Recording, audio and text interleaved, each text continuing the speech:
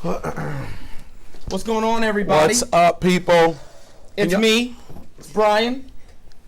Yeah, man, we're here, man. We're doing this. We're doing this. We're about to talk about preaching. That is the only thing we're going to talk about. I mean, for real preaching. Yep.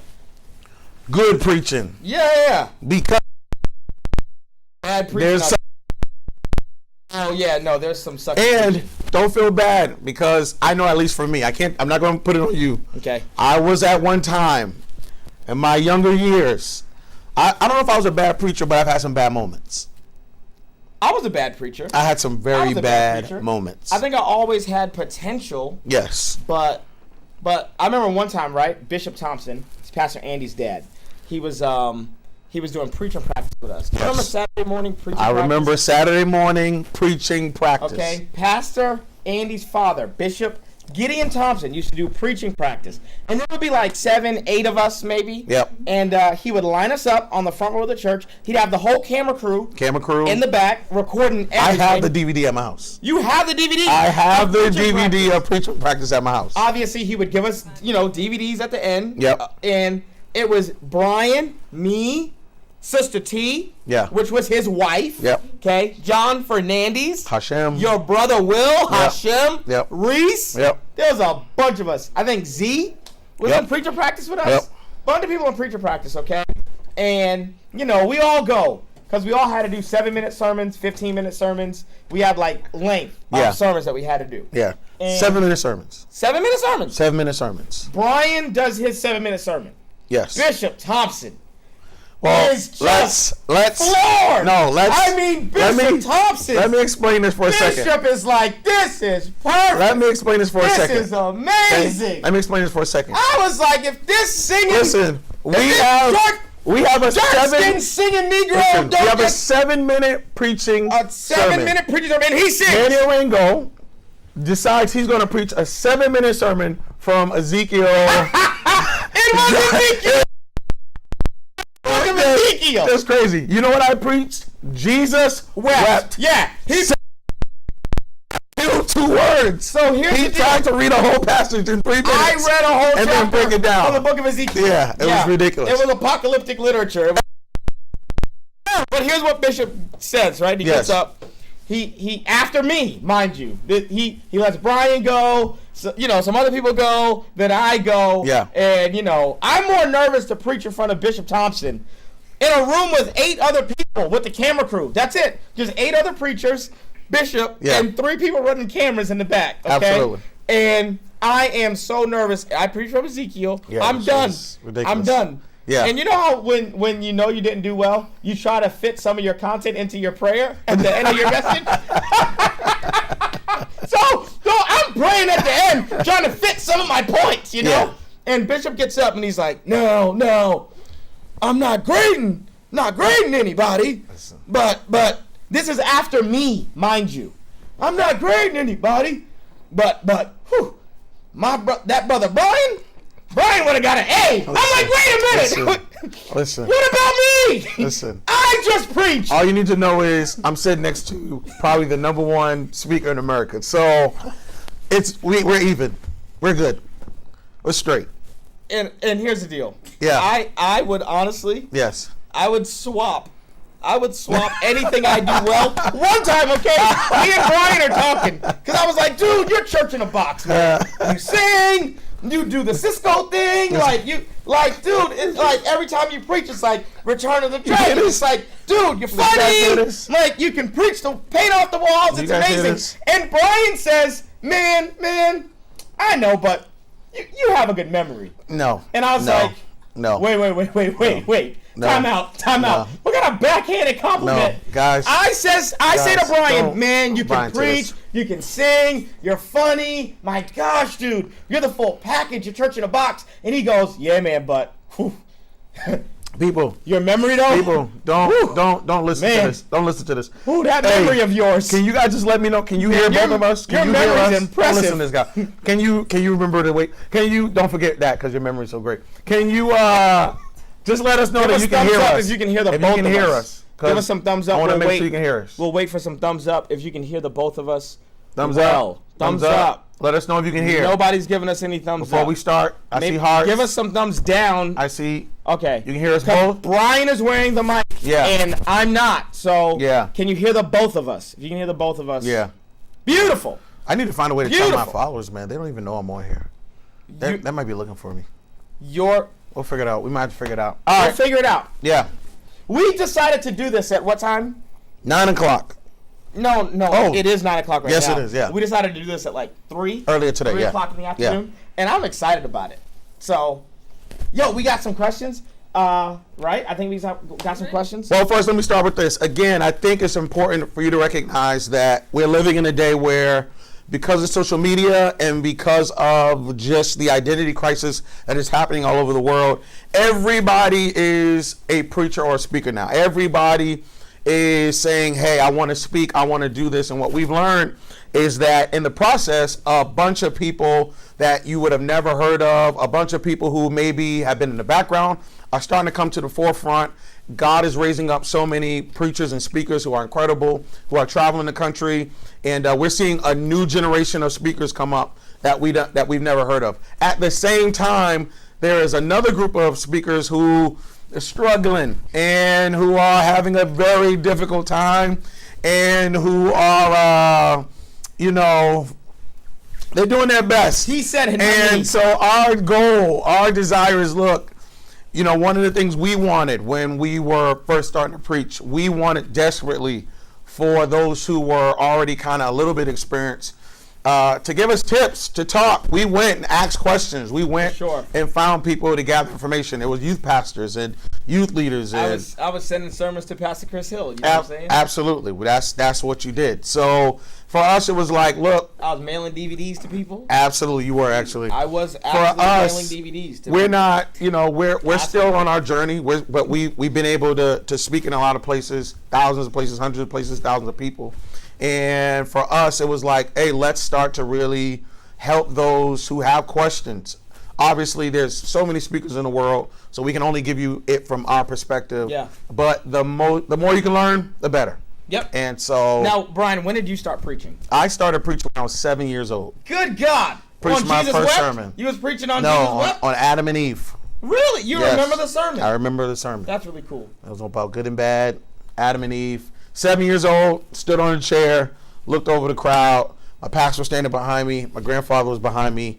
And they were critiquing my sermon at 7 years old. So that's legit. I was 13. So I was a late bloomer, I guess. Sort of, yeah. Yeah, I was a bit of a late bloomer. Yeah. I was directing a choir in my church at 13. But it's wow. Cool. Yeah. Wow. And I was memorizing, I don't know, phone numbers. I was memorizing my house phone number and my address at that point in my life. I see how do we handle altar call always feels difficult. Oh, wow. Yeah. That is a great topic. I'm sorry. I know that you didn't ask that. Oh, you can see. You can't even see it. I'm looking at somebody put. Oh. How do we handle altar calls? We're not going to get into that right now. You sure? Because I can get into it. You can? Yeah. Okay, yeah, let's do it. Let's do it. I'll be honest with you. I actually start with my altar calls in mind. Okay, good. I need to know where I'm going first before I can figure out how I'm going to get there. Good. So I always think about what is my last call to people when I'm preparing a sermon. For sure. I actually start with what is the challenge, because your altar call is really your premise. That's really what this is all about. Yeah. I taught this whole thing just to be able to say, hey, do you want Jesus? Or, hey, are you ready to be healed? Hey, do you want to respond? There has to be some type of challenge. There has to be some type of request. And so I always preach with an altar call in mind. For sure. Recognizing, though, that there are different altar calls. So not every altar call requires you to have to call everybody up. Maybe you're at a church where you don't need to do that. Maybe you are. There's a difference between an altar call and a call to action. You got to talk about right? that. Yeah, I love that. A call to action can be something that someone can do straight from their seat. Yeah. A call to action. So I always know what my call to action is going to be. Yep. If you don't know what your call to action is going to be, you're not preaching for a response. You always want to be preaching for a response, right? You don't want to preach to make people laugh. You're not preaching just to get amens. You're preaching for what they're going to do the day after they heard you. Yes. Or the week after they heard you. And you've got to know what that is, right? And so in youth ministry world, I'm always thinking, yeah, I'm preaching to get, this football player to make a decision for abstinence, or I'm preaching to get someone to tithe for the first time, or I'm preaching and how do we get there, right? So in order to tithe, you need to have faith. So I'm going to preach on faith, but the faith is to get you to the point where you can believe that you can give 10% and you're not going to be hurt because of it, or, so whatever the call to action is. Sometimes that's different than an altar call. Now, there are different types of altar calls. 100%. There are whoever, if you heard this message and you want Jesus, run down here now, okay? For sure. I've done that sometimes. There's the everybody bow your head. And For sure. if you are listening to this altar call and you want to respond, raise your hand. Yep. And people raise their hand. Some people make people stand up. There are some people, the stand up is good enough for them. Some people, the raised hand is good enough for them. Yep. Now, do you feel like your altar calls are different when you travel and preach versus when you're preaching at your own church? Or for by own church, I mean World Overcomers. Yeah. The church where we work at, where we shepherd people, where we pastor people. Yeah. I preach, I rarely do an altar call at my church. Part of the reason I rarely do an altar call at my church is because for me, at my church, a lot of the sermons are more pastoral. I'm falling in line with our senior pastor, Pastor Andy, one of the greatest preachers ever. 100%. And I'm getting in line with him, and so I'm usually teaching a thought that's going to lead to another thought, to another thought. It's like something that's going to continue. Whereas when I'm preaching at a conference, I know that might be the only time that I'm going to be able to minister to this group of people. So I'm always, if I can get people to come to the altar, if I can lay hands, 100%. And when I say can, it means I've already talked to the host. Yeah. I've already talked to the pastors. Yep. They okayed it. Even when I'm preaching and I feel led to do something, I still look at my host. I don't just. Yep. I look at them, make eye contact. Are we good? They give me the thumbs up. I always ask. Yeah, I always ask. I don't understand. When I'm in the green room, I'm asking, is speaking in tongues Yes. cool from the stage? I always ask Is that. it cool from the mic? Yep. Would you want me to put the mic down if I do speak in tongues? Yep. Is prophecy okay? Yep. Do we lay hands at this church? Yep. And sometimes the answer is yes, sometimes the answer is no, but the Bible says that the spirit is subject to the prophet. So if let's say I do have a prophetic word for somebody, but that's not allowed at a certain church, then that's fine. I can meet up with a kid in the lobby and say, hey man, I just saw you and I want to give you a word of encouragement. Whatever the case is, I think I'm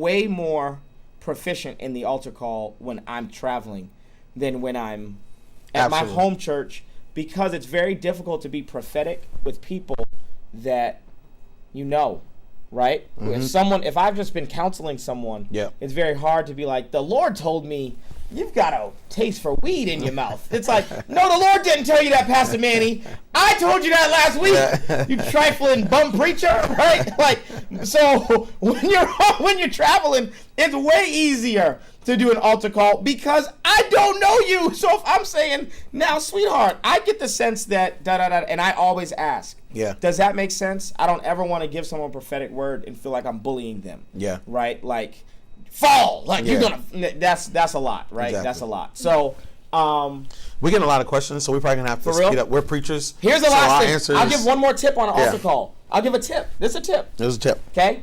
Here's an altar call tip. Now, I don't know if I should say this. This is a real secret. This is a secret. All right. So, me and Pastor Brian both, we get a mixture of speaking engagements at large churches, speaking engagements at small churches. Yep.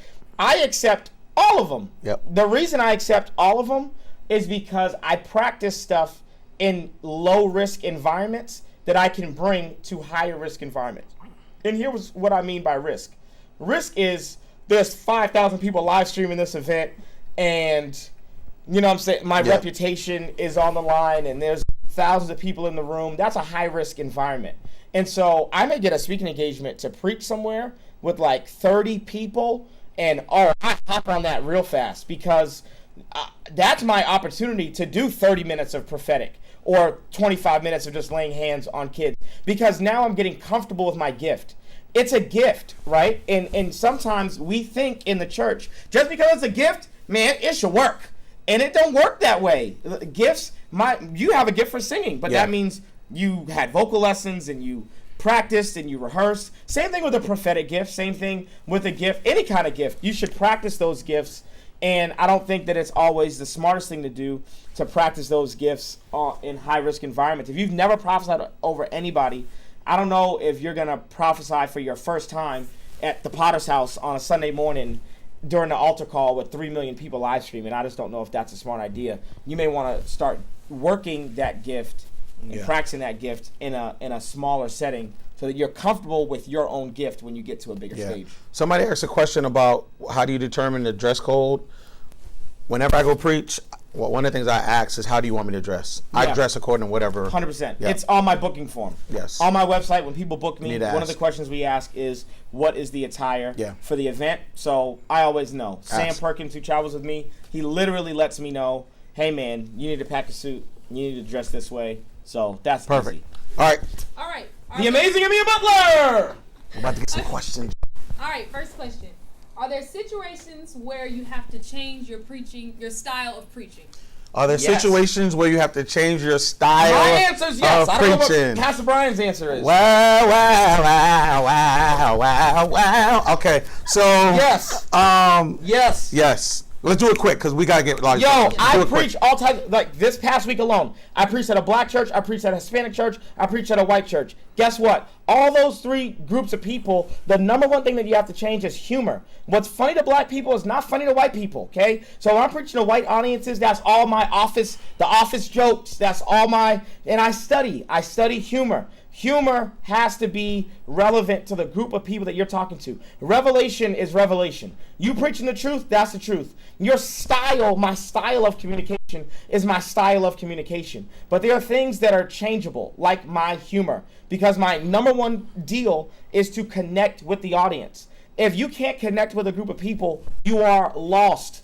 If you cannot connect with them, if someone in the Absolutely. seat doesn't feel like, oh my gosh, he gets me, Yep. then you're lost. It's a wrap. They're not gonna hear what you have to say because you didn't make a heart connection. So there are even certain stories that I tell based on the environment that I know I'm preaching at.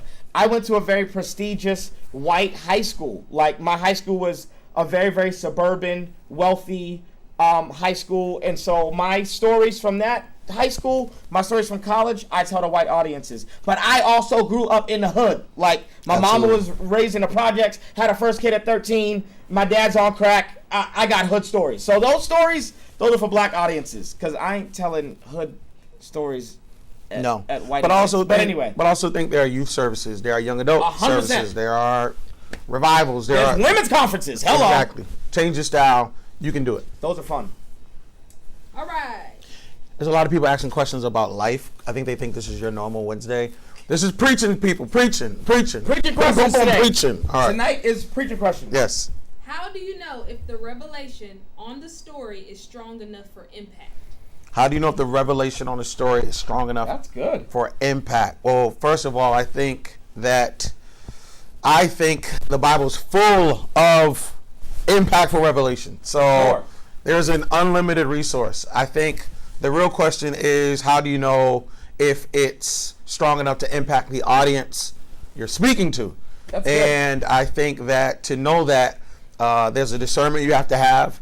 And I think it's all a matter of how you build your sermon. For sure. You create the impact. If I just talk about patience, if I just say the word patience right now, that's not doing anything for you. Yep. Until I create a scenario where you see what lack of patience is doing for Good. you, where Good, you good, see good. what is causing in your life. And the moment I show you that, even through a biblical character, and you realize the anxiety is causing, the stress is causing, you realize how it's throwing you out, messing up your relationships, messing up your finances, rushing you into seasons you're not ready for. Good. You realize that it's creating frustration because you don't feel prepared. You always feel like you are behind. And then I bring up the word patience is the